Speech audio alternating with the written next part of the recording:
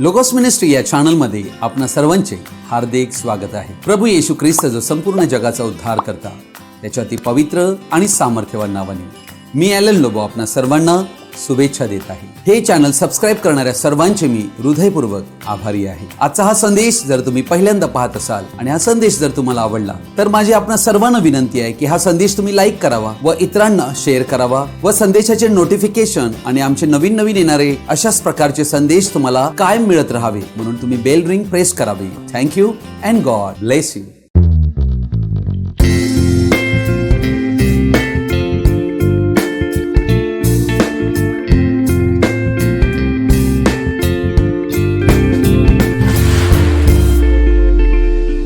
आज आपण एका महत्त्वाच्या विषयाकडे आपलं लक्ष लावणार आहोत आणि त्या विषयाला मी शीर्षक देऊ इच्छितो, you are the light of the world. तुम्ही या जगाचे प्रकाश आहात। येशू ख्रिस्ताचे हे शब्द आहेत।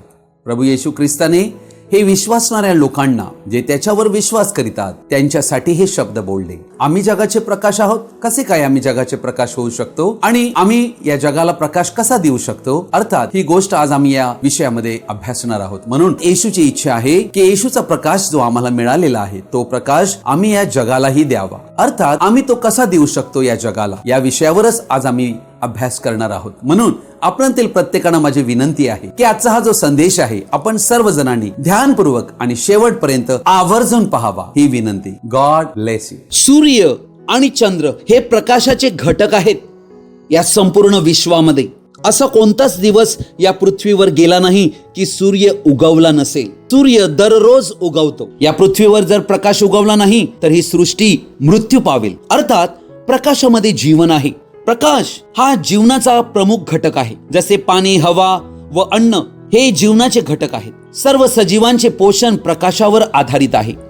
त्याशिवाय तुम्ही आणि आम्ही ही संपूर्ण सृष्टी जगू शकत नाही।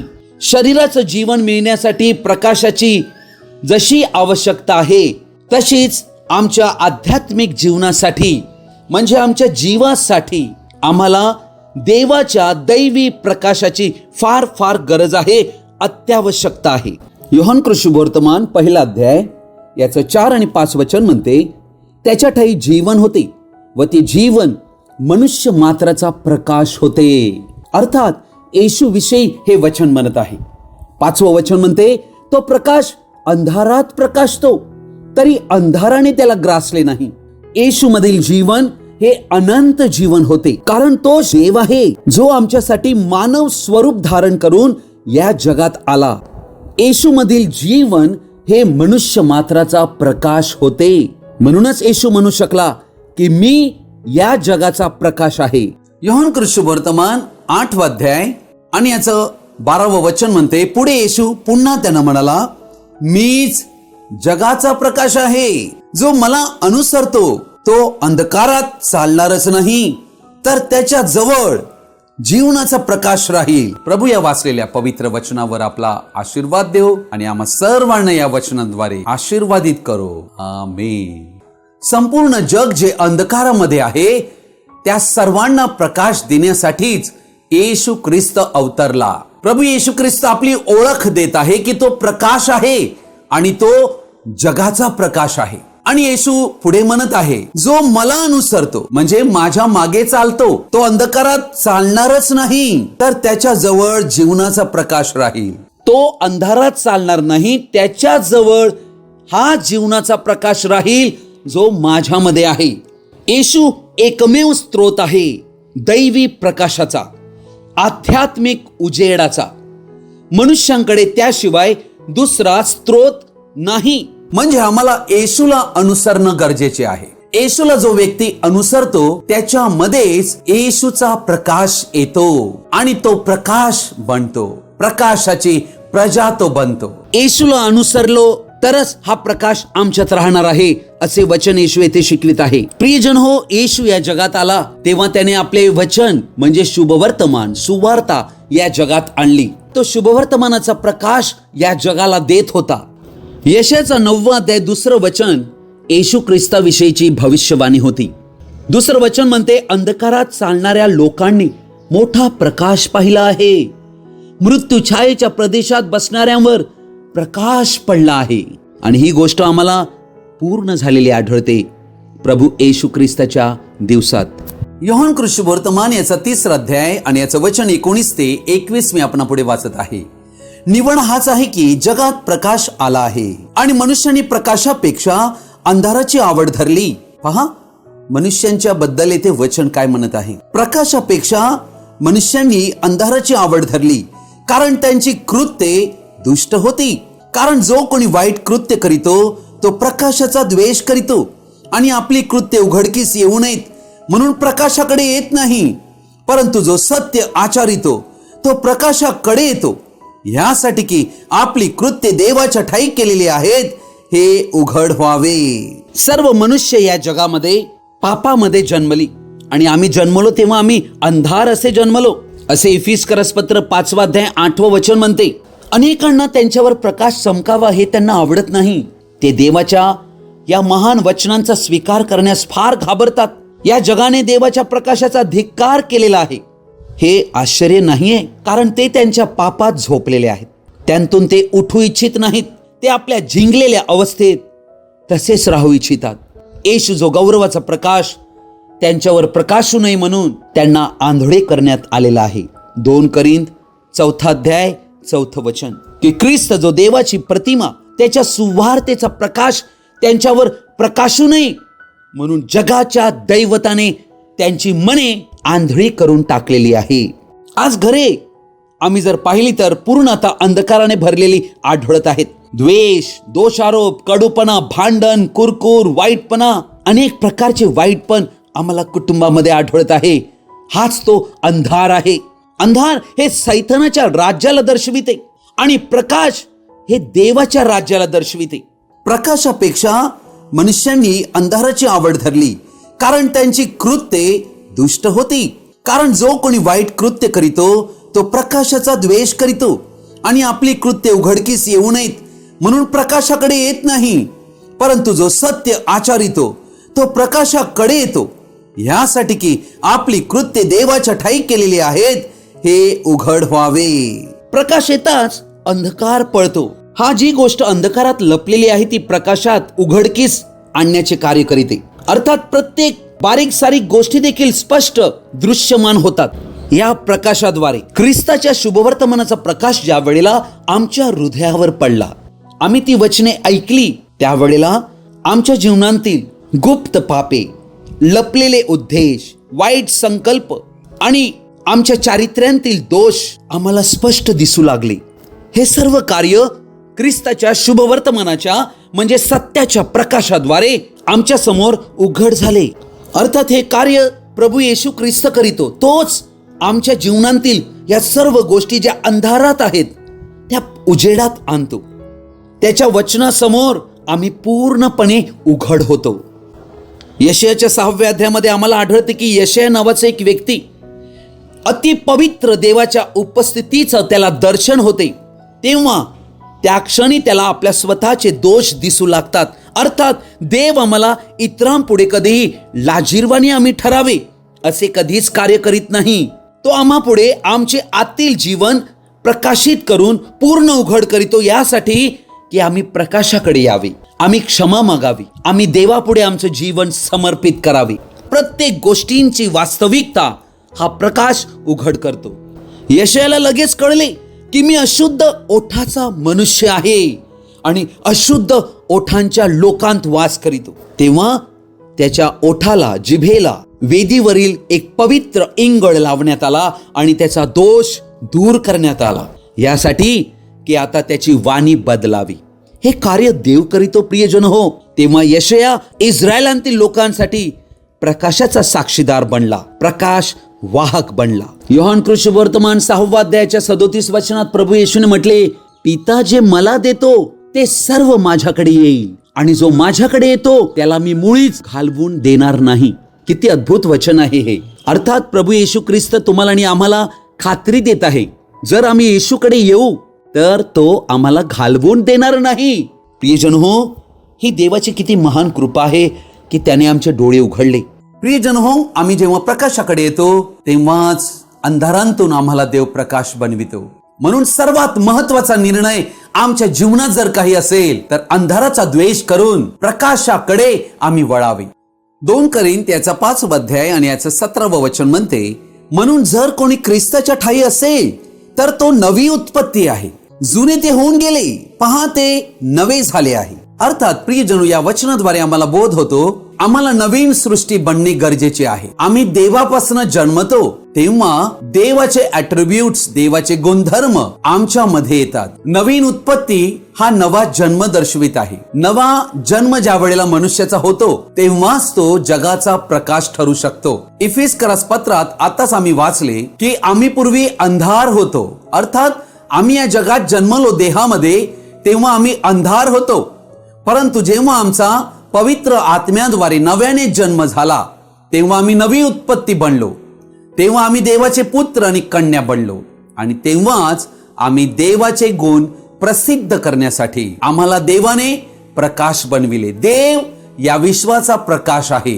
येशूने म्हटले, मी जगाचा प्रकाश आहे, माझ्या नंतर तुम्ही या जगाचे प्रकाश आहात. अर्थात देवाची इच्छा आहे की जसा देव प्रकाश आहे आणि देवाचं राज्य ही प्रकाशाचं आहे, आम्हीही प्रकाशाची प्रजा असावी, प्रकाशाचे पुत्र असावे. म्हणजे हा प्रकाश जो आहे हा देवाच्या राज्याला दर्शवितो, हा देवाला स्वतःला दर्शवितो, हा देवाच्या पुत्र आणि कन्या यांनाही दर्शवितो. आम्ही ख्रिस्त येशूचे वचन ऐकले आणि त्यावर विश्वास करून त्याचा स्वीकार केला, पश्चाताप केला, पापांगीकार केला. देवाने आम्हाला स्वीकारले, या जगांतून आम्हाला वेगळे केले. प्रभू येशू ख्रिस्ताच्या नावात बाप्तिस्मा घेतला. देवाने आमचे अपराध काढून आम्हाला पाप मोचन दिले आणि देवाचे स्वतःचे नीतिमत्व आम्हाला दिले. आम्ही नवीन जन्म पावलो, नवीन सृष्टी बनलो, देवाची सृष्टी बनलो. तेव्हा देवाने आमच्यामध्ये जे देवाचं जीवन ते आमच्यात घातलं, ह्यासाठी की पूर्वी आम्ही पापात जगत होतो, पाप आमच्यावर राज्य करीत होता मृत्यूसाठी, परंतु आता देवाचं जीवन आमच्यामध्ये घातल्यावर, झोई देवाचं लाईफ आमच्यामध्ये घातल्यावर, आता नीतिमत्वाच्या द्वारे अनंत जीवन आमच्यात निर्माण व्हावे म्हणून आता ते जीवन आमच्या ठाई राज्य करीत आहे. अर्थात येशू येथे हे शिकवित आहे की जो मला अनुसरेल त्याच्यामध्ये माझं जीवन येईल आणि ते जीवन त्याच्यात प्रकाश बनेल.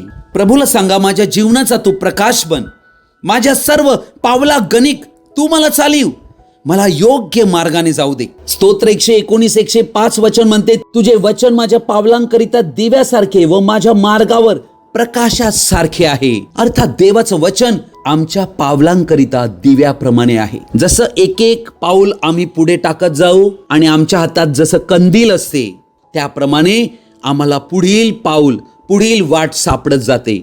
तसंच ख्रिस्ती जीवन आहे. देवाचा प्रकाश जसे आम्हाला मार्गदर्शन करेल तेव्हा आम्ही देवाच्या इच्छेत चालत जाऊ व देवाने जी नियती आमच्यासाठी संकल्पलेली आहे त्यात आम्ही चालत जाऊ. येशूने म्हटले, प्रकाश आहे तिथपर्यंत प्रकाशावर विश्वास ठेवा म्हणजे तुम्ही प्रकाशाचे पुत्र ठराल. उत्पत्ती याच्या पहिल्या अध्यायात आम्ही पाहतो की देवाने 2 मोठ्या ज्योती बनविल्या, सूर्य आणि चंद्र. चंद्र हा स्वयंप्रकाशित नसल्या कारणाने त्याच्याकडे काही प्रकाश नाहीये. तो केवळ सूर्याकडनं मिळणारा प्रकाश हा सूर्याच्या अनुपस्थितीत जगाला देण्याचे कार्य करीतो. तेच मंडळीचं कार्य आहे. तुम्ही आणि आम्ही स्वयंप्रकाशित नाही. आम्हाला जो ख्रिस्ताकडून प्रकाश मिळतो तोच या जगाला आम्ही द्यावे. म्हणूनच ख्रिस्ताने तुम्हाला आणि आम्हाला नेमलेले आहे. म्हणूनच प्रभू येशू म्हणतो, तुम्ही या जगाचे प्रकाश आहात. प्रभू येशू या जगात होता तेव्हा तो जगाचा प्रकाश होता, परंतु तोच पवित्र आत्म्याद्वारे पेंटिकॉस्टच्या दिवशी अवतरला.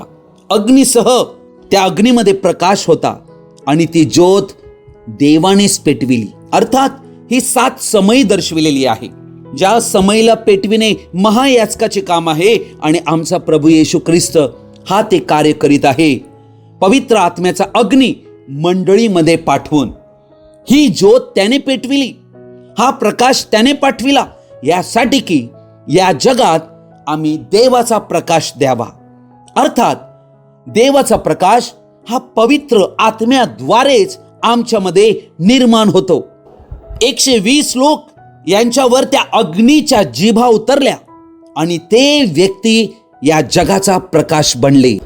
प्रियजन हो, आमच्याकडे फक्त देवाचं वचन आहे आणि जर पवित्र आत्मा नाहीये तर आम्ही एक परुषी बनू शकतो, ज्यांना लिगलिस्ट म्हटलेलं आहे, जे दुसऱ्यांचा न्याय करतात शास्त्रलेखाच्या त्यांच्या समजुतीनुसार. परंतु जेव्हा पवित्र आत्मा आमच्यामध्ये येतो तेव्हा तो पवित्र आत्मा आमच्यामध्ये देवाचा प्रकाश निर्माण करीतो. अर्थात पवित्र आत्मा म्हणजे काय? देवाचं जीवन, ज्याला झोई म्हटलेलं आहे. झोई म्हणजे लाईफ ऑफ गॉड, एक नवीन प्रकारचे जीवन ज्यामध्ये देवाचे गुणधर्म स्वभाव असतो. त्या जीवनाचा स्वीकार केल्यावर मनुष्यात बदल घडून येतो. त्याचे परिणाम मनुष्यामध्ये दिसू लागतात. मनुष्यांची सवयी बदलतात, बोलणे बदलते, वागणे बदलते. अर्थात मन परिवर्तन होते, दिसणे बदलते, कपडे, पेहराव, पोशाख बदलून जातो. तो व्यक्तीच प्रकाश बनतो. देवाच्या जीवनाचा हा परिणाम मनुष्याच्या जीवनावर होतो. अर्थात जीवनाची क्वालिटी, व्हॅल्यू म्हणजे गुणवत्ता आणि मूल्य हे वाढते, कारण देवाचं विस्डम, ज्ञान आम्हाला प्राप्त होते. कारण ते देवाचं जीवन जे आहे, ज्याद्वारे येशू या जगाचा प्रकाश बनला, तेच जीवन जेव्हा आमच्यामध्ये येते तेव्हा आमच्याही बाबतीत तेच घडते. अर्थात आम्हाला येशूशी कायम कनेक्ट राहावे लागेल, तरच आमच्यात हा प्रकाश राहील आणि तेव्हाच आम्ही हा येशूचा प्रकाश आम्ही जगाला देऊ शकू. ख्रिस्ताचं जे चारित्र्य आहे तोच आमचा प्रकाश आहे. ते देवाचं जीवन आम्हाला आमची ओळख देते. प्रियजन हो, देवाने आम्हाला अंधारातून का काढले त्याचे कारण दिलेले आहे. पेत्राचे पहिले पत्र 2 अध्याय याच्या 9व्या वचनाचा अर्धा पुढचा जो भाग आहे तो मी वाचत आहे. यासाठी की ज्याने तुम्हास अंधारातून काढून आपल्या अद्भुत प्रकाशात पाचारण केले, त्याचे गुण तुम्ही प्रसिद्ध करावे.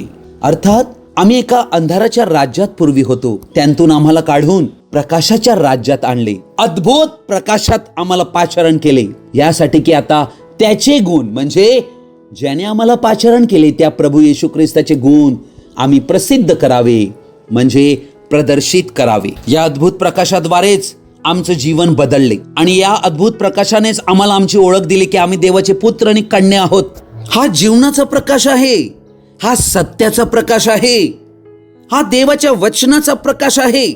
रोमकरसपत्राचा 8व्या अध्यायाचं 29 वचन म्हणते, कारण ज्यांच्याविषयी त्याला पूर्वज्ञान होते त्यांनी आपल्या पुत्राच्या प्रतिमेप्रमाणे बनावे म्हणून त्याने त्यांना अगाऊच नेमून ठेवले.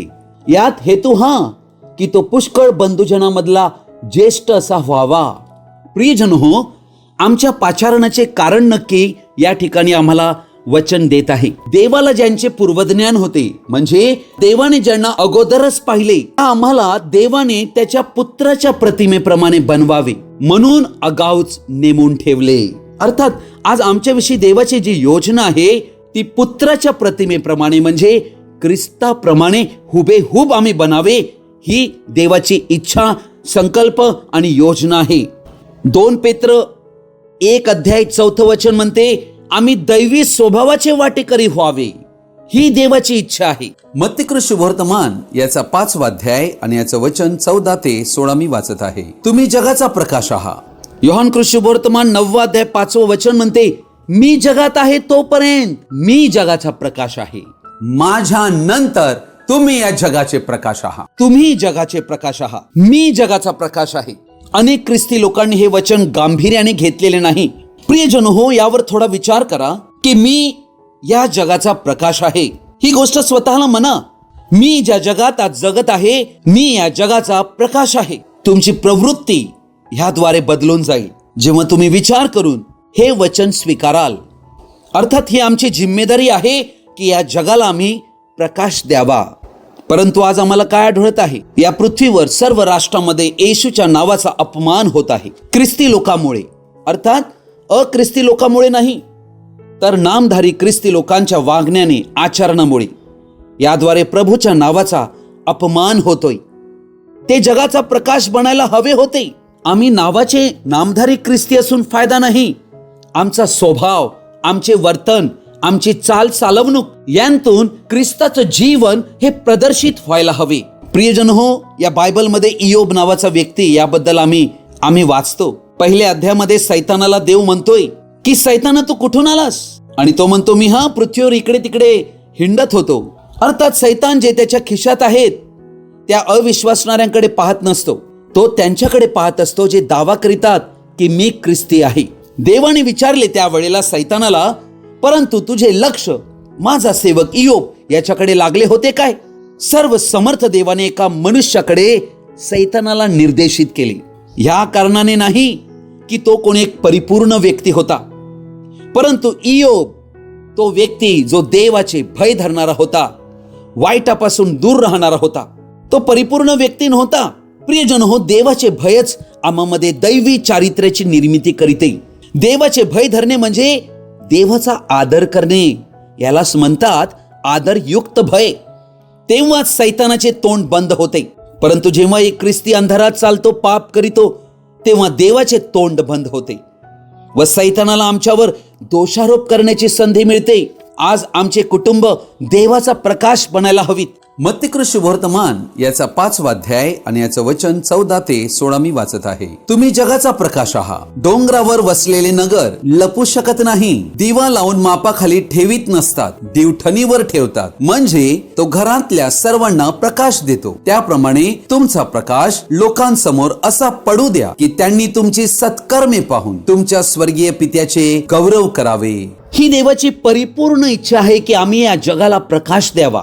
हीच आमची ख्रिस्ती या नात्याने प्रत्येक ख्रिस्ती व्यक्तींची सेवकाई आहे. प्रकाश हे आमची सत्कृत्य दर्शविलेली आहेत. पहा, सत्कृत्ये अर्थात सत्कृत्य म्हणजे येथे आमचं वागणं येते, आमचं वर्तन येते, आमची चालवणूक येते, आम्ही नक्की कोणत्या विचाराचे आहोत, ही सर्व प्रकाश आमच्यात आहे की नाही याचा पुरावा देते. सत्कृत्ये ही आमच्यात प्रकाश असण्याचा पुरावा देते, जी विश्वासाच्या द्वारे पवित्र आत्म्याच्या सामर्थ्याने आमच्यात तो प्रकाश निर्माण करीतात. म्हणजे आम्ही प्रभूचे खरे साक्षीदार तेव्हाच ठरतो. मत्ती शुभवर्तमान 5वा अध्याय याचं 16वं वचन म्हणते, त्याप्रमाणे तुमचा प्रकाश लोकांसमोर असा पडू द्या की त्यांनी तुमची सत्कर्मे पाहून तुमच्या स्वर्गीय पित्याचे गौरव करावे.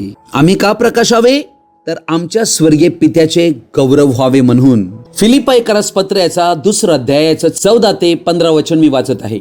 जे काही तुम्ही कराल ते कुरकुर व वादविवाद न करता करा, यासाठी की या कुटील व विपरीत पिढीत तुम्ही निर्दोष व निरुपद्रवी अशी देवाची निष्कलंक मुले असे व्हावे. त्या लोकांमध्ये तुम्ही जीवनाचे वचन पुढे करून दाखविताना ज्योतिषासारखे जगात दिसता. अर्थात देवाने तुम्हाला आणि आम्हाला या जगात आम्ही प्रकाशावे म्हणून आम्हाला नेमलेलं आहे. परंतु हे संपूर्ण जग अंधकारात असून देवाचा नकार मानव जातीने केलेला आहे. सर्वत्र आम्हाला पाप आढळत आहे. तलाक, धूम्रपान, ड्रग्ज, व्यसन, गुन्हेगारी, जुगार, लैंगिक अपराध, विकृती यांनी हे जग भरलेलं आहे. अशा या कुटील आणि विपरीत पिढीमध्ये प्रभू येशू सारखे आम्ही प्रकाशावे ही देवाची इच्छा आहे. आम्ही कसे प्रकाशू शकतो? वचन इथे आम्हाला सांगते की कुरकुर आणि वादविवाद न करता.